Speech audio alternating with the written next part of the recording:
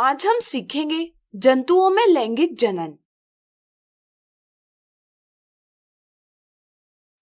हम जानते हैं कि लैंगिक जनन में दो जनक यानी पेरेंट भाग लेते हैं।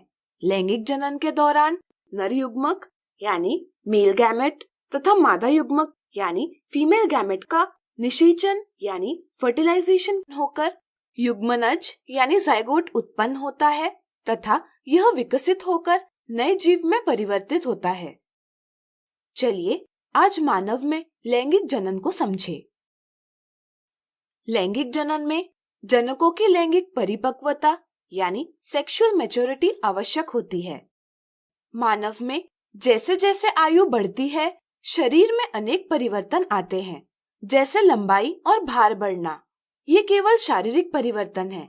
लैंगिक परिपक्वता के संदर्भ में लड़के और लड़कियों में 10 से 14 वर्ष की आयु में विभिन्न बदलाव आते हैं, जैसे दोनों में शारीरिक सौष्ठव यानी अपीयरेंस ऑफ बॉडी बदलता है। जननांग और लैंगिक जनन के लिए सहायक विभिन्न ऊतक विकसित होते हैं। लैंगिक परिपक्वता के विभिन्न लक्षण दिखाई देते हैं, जैसे पैर एवं हाथ पर महीन रोम का आना, कांख एवं जांघों के मध्य जननांगी क्षेत्र में बाल गुच्छ आना, त्वचा का अक्सर तेलीय होना तथा त्वचा पर मुहासे यानी पिंपल्स का आना इत्यादि। शारीरिक और मानसिक परिवर्तनों के साथ लड़के और लड़कियां दोनों में कुछ हार्मोनल और भावनात्मक परिवर्तन भी आते हैं, जैसे वे एक दूसरे के प्रति अधिक सजग हो जाते हैं। इस दौरान कुछ ऐसे बदलाव भी आते हैं जो लड़के और लड़कियों में भिन्न होते हैं, जैसे लड़कों में चेहरे पर दाढ़ी मूंछ निकल आती है, आवाज फटने लगता है, दिवा स्वप्न अथवा नींद में शीश्न विवर्धित यानी एनलार्ज तथा ऊर्ध्व होता है इत्यादि। इसी तरह लड़कियों में स्तन के आकार में वृद्धि होती है, स्तनाग्र की त्वचा का रंग गहरा होता है एवं रजोधर्म यानी मेंस्ट्रुएशन की शुरुआत होती है इत्यादि। ध्यान रहे, ये बदलाव समय के साथ धीमी गति से होते हैं। सभी व्यक्तियों में ये बदलाव भिन्न आयु में होते हैं तथा किसी व्यक्ति में सभी बदलाव एक साथ नहीं होते, वे समय के साथ मंद गति से होते हैं। जन्म से लेकर किशोरावस्था तक शरीर मुख्यतः शारीरिक वृद्धि को प्राथमिकता देता है, लेकिन किशोरावस्था के प्रारंभिक वर्षों में जैसे जैसे शारीरिक वृद्धि की दर धीमी होती जाती है, जनन ऊतकों का परिपक्व होना प्रारंभ होता है। किशोरावस्था यानी एडोलेसेंस की इस अवधि को यौवनारंभ यानी प्यूबर्टी कहते हैं। लैंगिक परिपक्वता आने के बाद नर एवं मादा जनन के लिए योग्य हो जाते हैं। चलिए अब मानव में नर जनन तंत्र को समझें। मानव में नर जनन तंत्र में वृषणों का युग्म यानी पेयर ऑफ टेस्टिस, शुक्राशय यानी सेमिनल वेसिकल, शुक्राणु वाहिनी यानी वासा डिफरेंस, प्रोस्टेट ग्रंथि यानी प्रोस्टेट ग्लैंड, मूत्र मार्ग यानी यूरेथ्रा तथा शीश्न यानी पीनस होते हैं। प्रत्येक वृषण नर जनन कोशिका शुक्राणु यानी स्पर्म उत्पन्न करता है।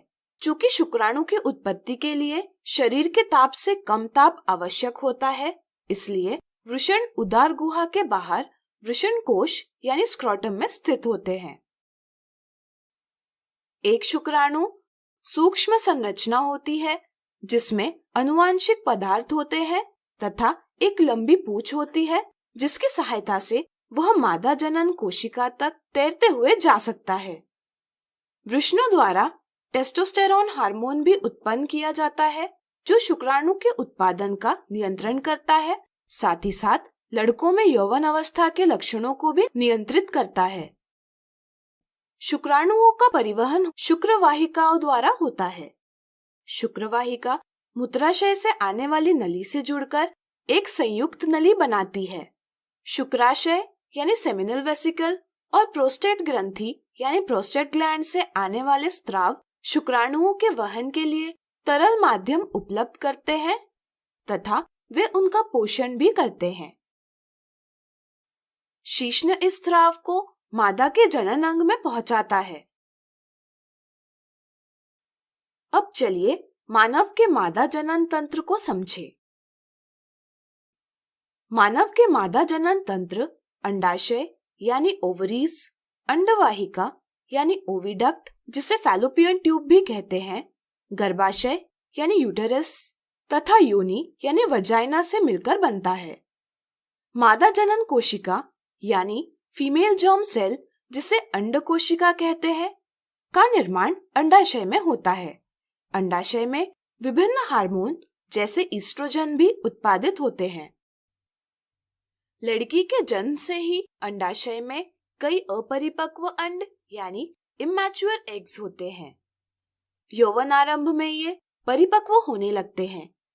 प्रत्येक माह 2 में से 1 अंडाशय द्वारा 1 अंड परिपक्व किया जाता है। अंडवाहिका यानी फैलोपियन ट्यूब द्वारा इसे एक लचीली थैली के जैसे संरचना में ले जाया जाता है जिसे गर्भाशय यानी यूटेरस कहते हैं। बेलन के आकार जैसी ग्रीवा यानी सर्विक्स से गर्भाशय और योनि यानी वजाइना को जोड़ा जाता है। मानव नर और मानव मादा के मैथुन के समय नर के शरीर से शुक्राणुओं का योनि में परिवहन होता है। शुक्राणु ऊपर की ओर जाते हुए अंडवाहिका तक पहुंच जाते हैं। अंडवाहिका में शुक्राणु और अंडकोशिका का संलयन यानी फ्यूजन हो सकता है। इसे हम निषेचन यानी फर्टिलाइजेशन कहते हैं। इससे निषेचित अंड यानी युग्मनज यानी जाइगोट उत्पन्न होता है। युग्मनज का अनेक बार विभाजन होकर 4-5 दिनों में कोरकपुटी यानी ब्लास्टोसिस्ट एक गेंद जैसी संरचना बनती है। इसे हम भ्रूण यानी एम्ब्रियो कहते हैं।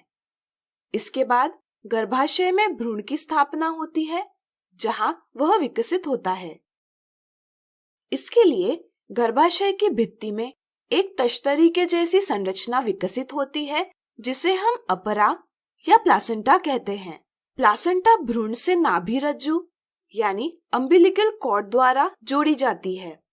नाभि रज्जु की सहायता से प्लासेंटा भ्रूण को ग्लूकोज, ऑक्सीजन तथा आवश्यक पदार्थों की आपूर्ति करता है। इसी तरह भ्रूण द्वारा उत्पन्न कार्बन डाइऑक्साइड और अन्य उत्सर्जी अविशिष्ट पदार्थों को बाहर निकालता है। गर्भावस्था के पश्चात लगभग 9 महीने में गर्भ पूर्ण रूप से विकसित हो जाता है तथा प्रसव के लिए तैयार हो जाता है। प्रसव के दौरान गर्भाशय की पेशियों का लयबद्ध संकुचन होता है जिससे शिशु का जन्म होता है। तो अब आप मानव के लैंगिक जनन की क्रिया समझ गए होंगे। तो आज हमने सीखा जंतुओं में लैंगिक जनन।